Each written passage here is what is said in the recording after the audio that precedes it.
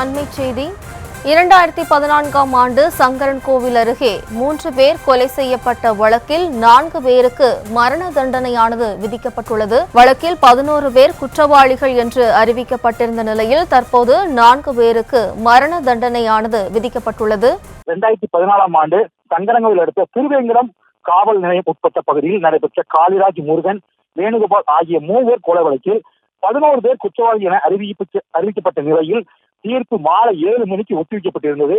இந்த நிலையில் நெல்லை வன்கொடுமை நீதிபதி வழக்கில் தொடர்புடைய பொன்மணி, கண்ணன், குட்டிராஜ், குருசாமி உள்ளிட்ட 11 பேர் குற்றவாளிகள் அறிவிக்கப்பட்டுள்ளனர். குற்றவாளிகளாக அறிவிக்கப்பட்ட பொன்மணி, சுரேஷ், உலகக்கண்ணு ஆகியோர் உடலில் குறைவு காரணமாக நெல்லை மருத்துவமனையில் சேர்க்கப்பட்டனர். குற்றவாளிகள் அனைவரும் நேரில் ஆஜராக வேண்டும் என நீதிபதி அறிவுறுத்த நிலையில் 11 பேர் நீதிபதி முன்பு ஆஜர்படுத்தப்பட்டனர். 2016 திருவேங்கடம் 3 பேர் கொலை வழக்கில் 4 பேருக்கு மரண தண்டனை விதித்து தீர்ப்பினை அளித்துள்ளார்.